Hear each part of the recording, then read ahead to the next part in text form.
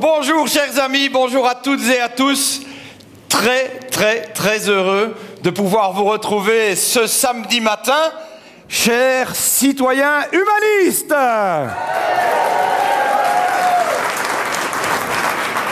Alors, disons-le d'entrée de jeu avec le ton de l'humour, ces semaines écoulées n'ont pas été de tout repos, mais elles ont au moins eu un grand mérite. Elles ont contribué à développer davantage encore ma zénitude et ma créativité.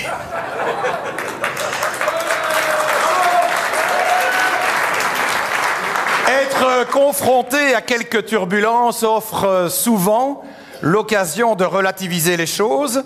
C'est probablement l'une des leçons que je me suis autorisé à tirer de mon séjour en Laponie. Il faut parfois être en capacité de se dédoubler. Et j'ai mis ce principe en application de manière originale ce matin pour que nous puissions valider ensemble notre programme d'engagement pour les élections générales du mois de mai prochain, au départ de deux magnifiques villes, à savoir nos capitales fédérales et régionales, une manière de faire audacieuse, innovante et qui nous correspond.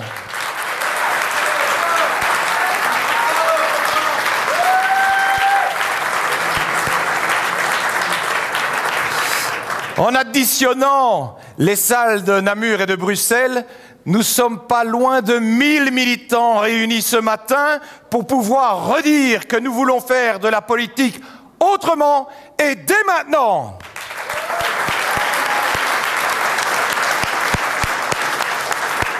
Alors, on ne va pas se mentir, on se connaît trop bien. Oui, ce n'est pas tous les jours facile, il y a parfois un petit peu de turbulences ou des parenthèses douloureuses, mais c'est à nous, maintenant, d'écrire l'histoire autrement, et je vais vous le dire avec mes tripes, j'y crois. Et je vais vous dire pourquoi aussi, j'y crois, et j'en suis convaincu, vous y croyez également.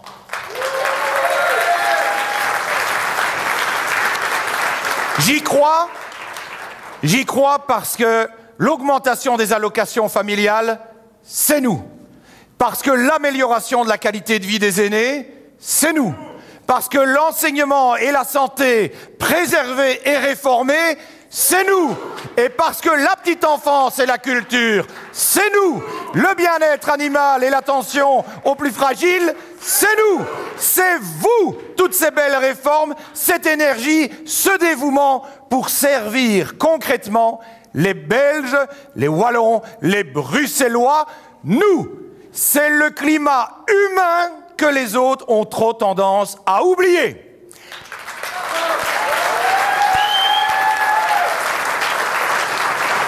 Alors, chers amis, aujourd'hui, que vous soyez à Bruxelles ou à Namur, retroussez-vous les manches et allons tous ensemble de l'avant.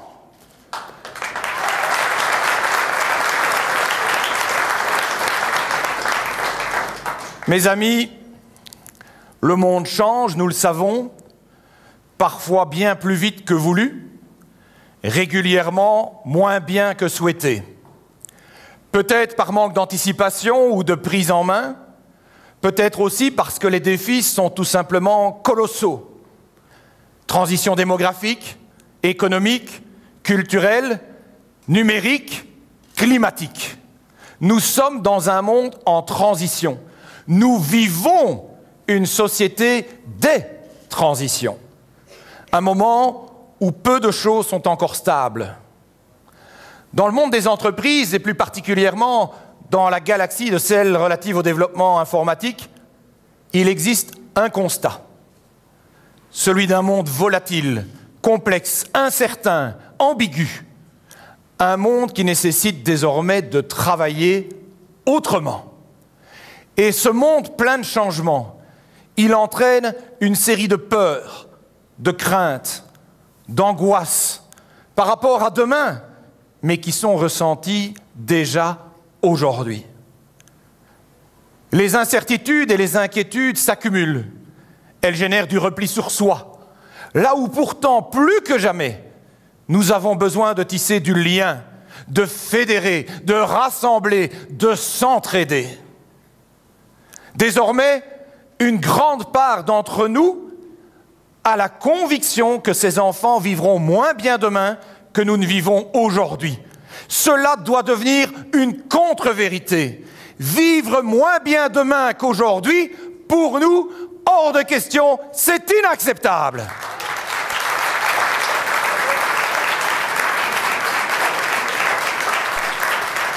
Une plus grande part encore de notre population mesure concrètement dans son quotidien la difficulté de vivre dignement, devant compter chaque sou, vivre parfois dans des logements qui sont à la limite de l'insalubrité.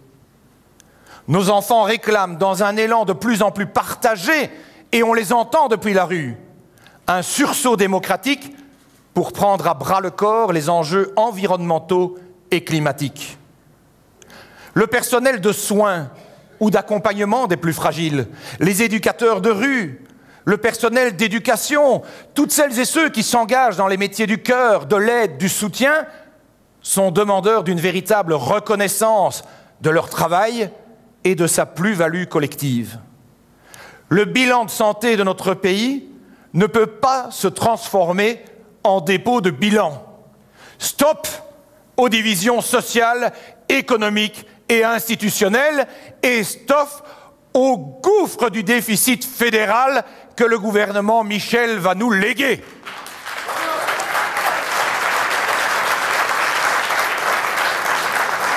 Des artisans et des indépendants se débattent chaque jour face à la paperasse et craignent pour leur pension alors qu'ils bossent comme des dératés pour créer leur emploi, mais aussi, n'oublions pas, pour créer l'emploi de tant d'autres personnes.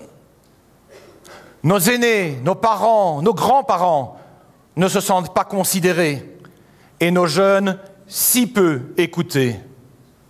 Trop de travailleurs sont épuisés, en burn-out ou, comme vous l'avez vu ce matin, en bore-out, désespérés de ne pas se sentir utiles à un projet qui pourtant ferait sens. L'Europe et sa perte d'influence dans le monde suscitent incompréhension et rejet, alors qu'elle devrait offrir protection et respect. Des personnes d'origine étrangère, immigrés, réfugiés, aspirent à ne pas être jugées sur leur apparence, mais être prises en compte pour ce qu'elles sont, pour leur intelligence, pour leur talent, pour leur capacité.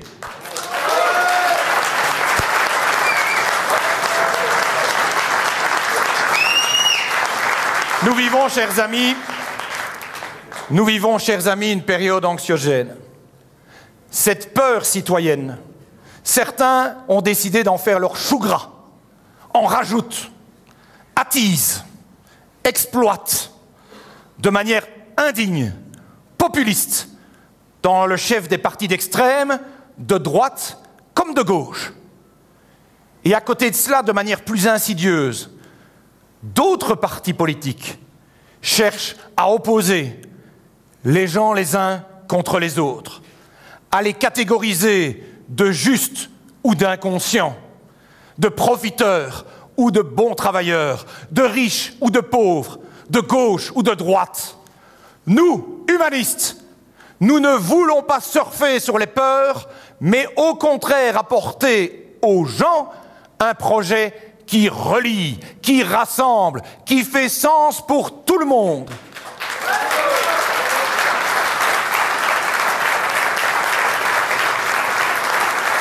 Notre originalité et notre fierté, c'est que nous ne hurlons pas avec les loups. Alors oui, les temps sont durs et nous entendons la révolte des citoyens confrontés, eux, à de réelles difficultés. Quand on les rencontre dans la rue, ce n'est pas de nos turbulences dont ils nous parlent, c'est de leurs problèmes, car c'est là le sens de nos engagements, répondre à leurs problèmes. Et cette révolte que nous entendons, Elle ne nous donne pas pour autant envie de diviser, que du contraire. Nous l'écoutons. Nous cherchons à travers ses colères, ses peurs, ses exigences, mais aussi ses espoirs, nous cherchons toujours ce qui rassemble. Gilets jaunes ou gilets jaunes, dans nos rues ou ailleurs, tous demandent en fait la même chose. Nous devons penser à demain. Nous devons penser à demain, mais nous devons agir maintenant. Nous vivons, je le disais, une période de transition colossale, jamais vue, de par leur ampleur, leur diversité et leur nombre. Cette époque incroyable, peut-être pour certains fut elle-même impensable, nous oblige à être audacieux. Il faut transcender les clivages partisans, philosophiques ou économiques. Il faut changer de méthode radicalement, oser l'action politique concrète, ici et aujourd'hui, avec un cap à tenir pour demain. Il nous faut donc faire de la politique autrement et maintenant.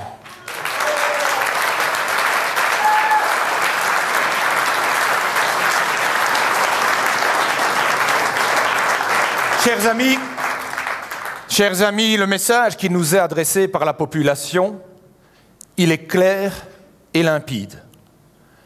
Pas de blabla, des résultats. Et au CDH, nous voulons répondre concrètement aux défis qui sont posés par ces transitions. Sans sloganisme, jamais nous nous moquerons de l'intelligence des citoyens. Jamais nous ne moquerons de l'intelligence des citoyens en faisant croire que tout sera gratuit, alors que le gratuit a toujours un coût et il est même généralement plutôt impayable. En fait, quand on prétend vouloir tout faire gratuit, on oublie que ce sont souvent toujours aux mêmes que cela coûte. Ceux qui travaillent et qui n'en peuvent plus d'avoir le sentiment d'être les éternelles vaches à lait. Au CDH, nous faisons ce que nous disons. Et cette honnêteté, c'est notre marque de fabrique. Décider avec force, en ne niant jamais la complexité des choix à poser, ni la difficulté de la mise en place de certaines solutions. Mais nous ne prenons pas les gens pour des imbéciles. Nous faisons confiance aux citoyens. Nous les prenons au sérieux. Et nous les concertons, comme nous avons d'ailleurs pu le faire dans de nombreuses réformes qui ont été menées dans les exécutifs auxquels nous avons participé. Nous ne croyons pas que l'État peut tout faire tout seul. Nous faisons confiance aux parents et aux enseignants et à tous ceux qui préparent l'avenir de nos enfants.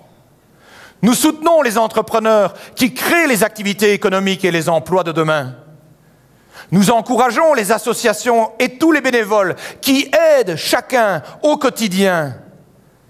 Les jeunes qui s'engagent pour un monde meilleur, les agriculteurs qui s'impliquent dans les circuits courts. Nous sommes résolument à côté de ceux qui sont prêts à se retrousser les manches. Faire confiance, c'est laisser les talents, l'énergie et la créativité de chacun s'exprimer enfin pleinement.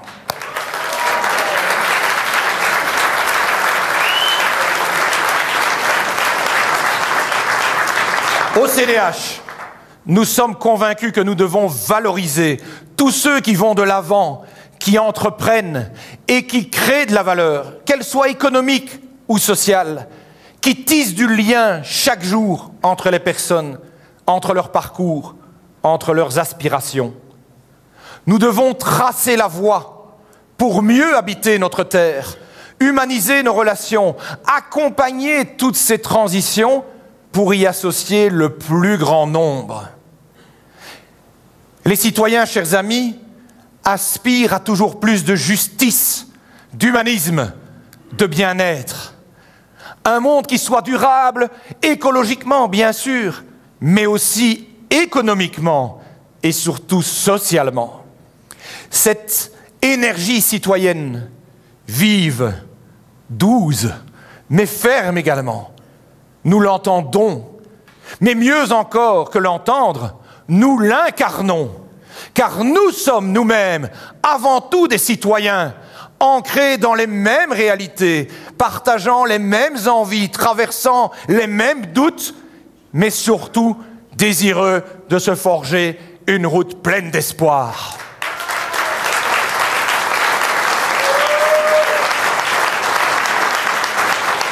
Chers amis, cette énergie citoyenne qui nous nourrit, elle appelle des actes. Et nous sommes prêts à les poser dans nos régions, à la communauté, au niveau national et européen, où nous avons d'ailleurs pu agir ces dernières années avec une redoutable efficacité.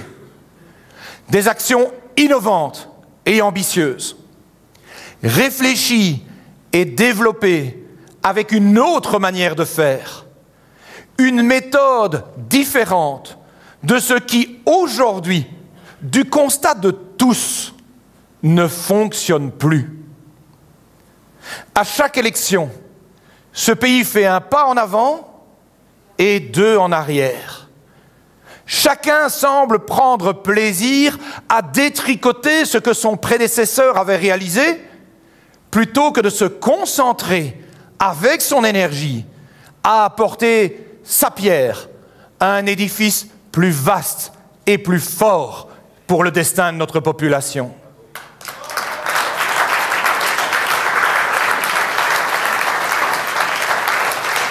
Nous vivons dans un pays, et c'est dramatique de devoir en faire le constat, qui n'a aucune politique de long terme. Comment est-ce possible en Belgique? Chaque jour, je suis effaré. Il n'est pas acceptable que notre pays n'ait pas de stratégie de long terme, pertinente, robuste, pour un horizon de 15 ou 20 ans, afin de réellement affronter le défi climatique, de résoudre les ennuis structurels de mobilité, de redonner du sens et de la pertinence à notre fiscalité, ou simplement pour préparer intelligemment la sortie du nucléaire par un véritable plan alternatif qui tienne la route. Est-ce à ce point improbable de quitter nos postures dogmatiques, tout parti confondu?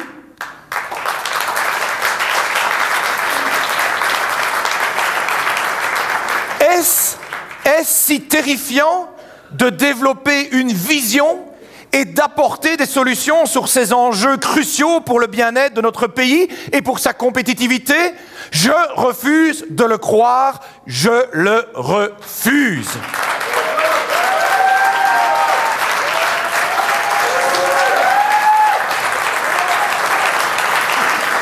Je veux croire, chers amis, qu'il est possible de doter ce pays et ces régions de stratégies de long terme. Nous l'avons prouvé d'ailleurs dans les entités fédérées. Des stratégies qui tracent la voie, qui proposent aux acteurs de terrain, économiques, associatifs ou sociaux, un cadre clair, une sécurité juridique, une stabilité politique, qui proposent aux citoyens un projet de société, de communauté, un projet de vie ensemble. Un projet qui soit tout simplement désirable et qui donne envie qu'il soit réalisé. Un projet ambitieux qui permet vraiment de croire en des lendemains meilleurs. Un projet qui permet de doter nos autorités publiques d'une réelle stratégie d'investissement dans des domaines qui sont cruciaux pour l'avenir.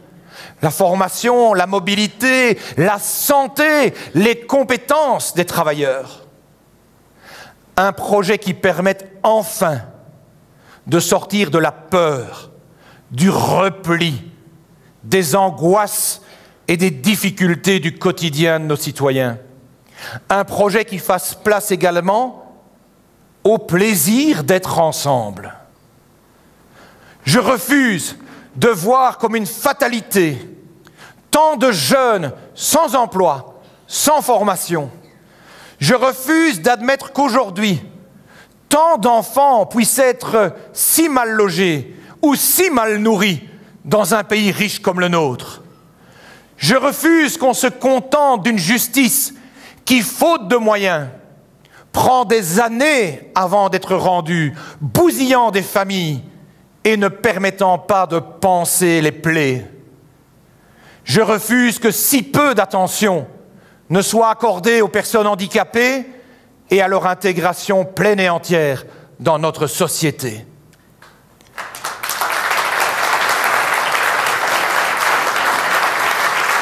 Le CDH, chers amis, le CDH réduira drastiquement la pauvreté infantile pour qu'en 10 ans, il n'y ait plus un seul enfant mal logé ou mal nourri dans ce pays.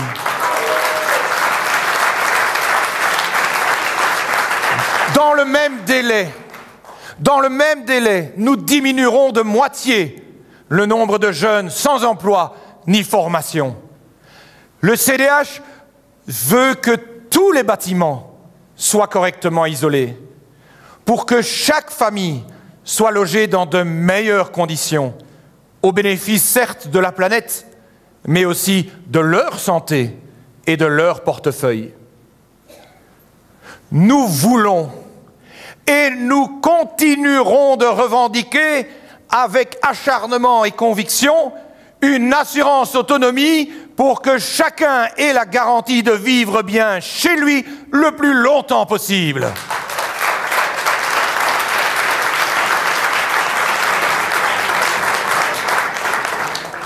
Il va manquer 12 000 places dans les Haumes d'ici 2030 en Wallonie.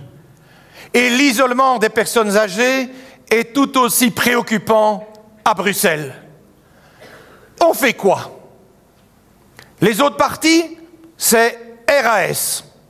Rien aux seniors. Au CDH, c'est priorité aux seniors, car notre humanité, elle se vérifie aussi à la manière dont on traite nos aînés, et nous ne laisserons personne au bord du chemin.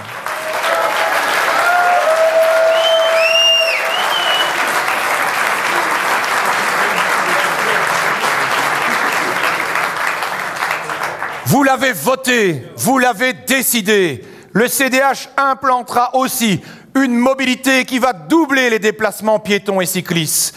Nous favoriserons également le télétravail et nous diminuerons le temps perdu inutilement dans les bouchons en concentrant son temps de travail, son temps plein, sur 4 jours. Et pas comme d'autres le préconisent, de travailler 4 jours en étant payé 5, on a déjà grande peine à attirer des entreprises sur notre territoire. Proposer ce genre d'ineptie, c'est la garantie de les faire fuir définitivement.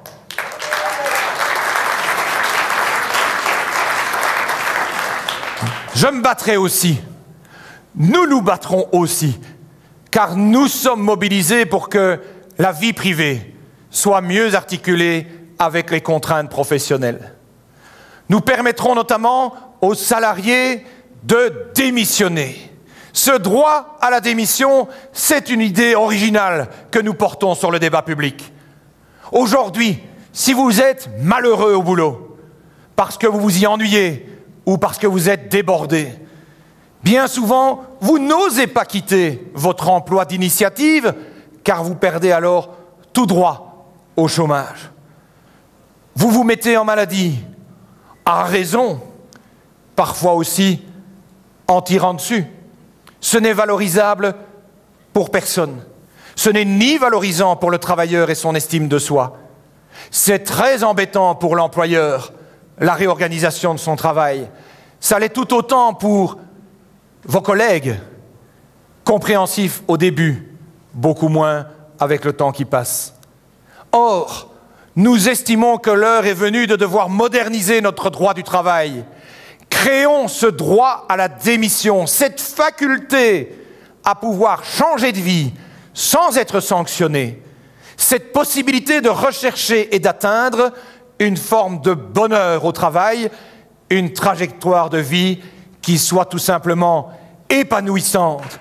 Alors oui, à Bruxelles, alors oui, avec toutes les innovations du programme du CDH, à Bruxelles, en Wallonie, en Belgique et à l'Europe, c'est plus que jamais autrement et maintenant.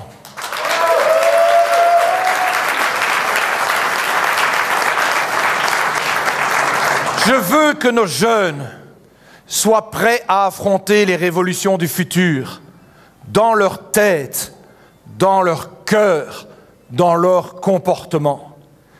Et ça ne passera pas à coups de mantra. Il est impératif de réussir le défi de l'éducation, de l'enseignement obligatoire, avec la poursuite du pacte d'excellence, cette formidable réforme de fond qui n'avait jamais été aussi innovante dans le domaine de l'enseignement depuis longtemps et qui a permis de fédérer autour des mêmes tables les enseignants, les directeurs d'établissement, les représentants de parents, bref, tous les acteurs du monde de l'éducation pour que le potentiel de chaque jeune puisse pleinement se déployer. Cette réforme et cette approche, continuons-la.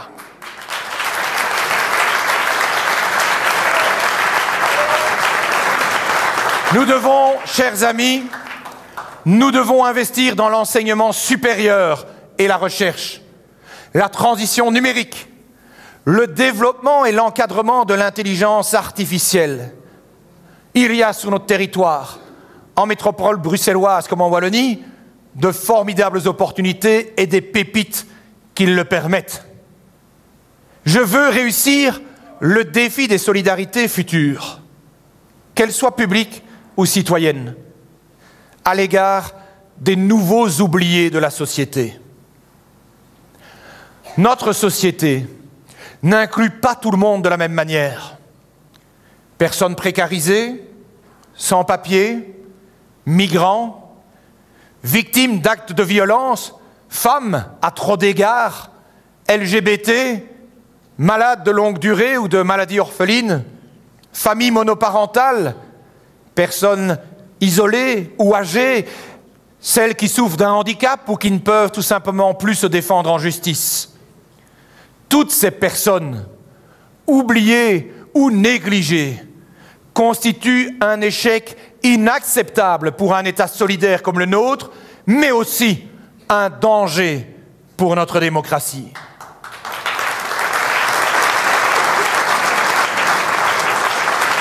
Un danger pour notre démocratie, car ceux qui ont le sentiment que l'État ne peut rien pour eux, ceux qui n'ont plus confiance en l'autorité publique et qui sont dès lors désabusés, sont, on le voit, tentés par les populismes, par les extrémismes. Or, plus que jamais, je souhaite la mise en place d'une société du lien et de la bienveillance, du respect, de l'égalité des droits et de l'inclusion. Une société audacieuse, qui ose, qui entreprend. Une société qui recherche l'essentiel, le bonheur de chacun et le bonheur de tous. Cette société, c'est mon souhait, mais c'est aussi votre souhait, c'est votre engagement.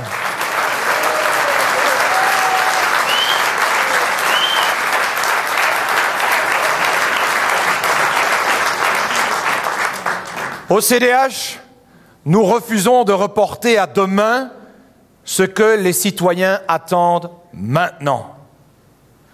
Nous ne proposons pas de hausse d'impôts. Nous ne proposons pas de rage écolo-taxatoire. Nous proposons de soutenir l'économie et de la réorienter positivement vers les circuits courts, vers les opportunités digitales, vers l'économie circulaire, vers une agriculture familiale et des aliments sains. Nous proposons la solidarité et une meilleure protection sociale par une préservation des budgets des soins de santé. Nous ne proposons pas, comme d'autres, de servir la soupe aux nationalistes ou séparatistes. Nous proposons de renouer le contact avec nos amis flamands pour déconstruire leurs caricatures à l'égard des francophones et créer à nouveau du respect et de l'envie de travailler positivement ensemble.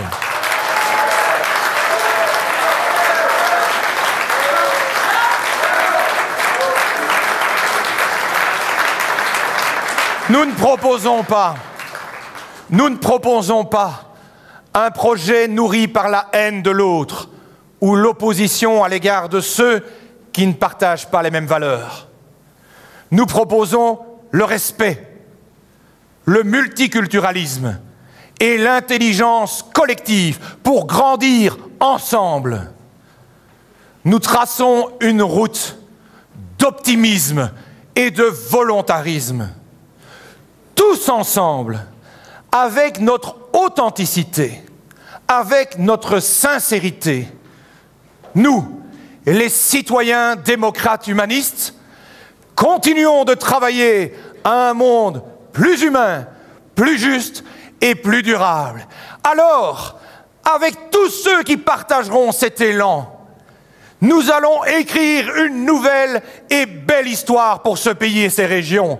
Alors, avec ce CDH dont nous sommes si fiers, en avant pour faire autrement et maintenant!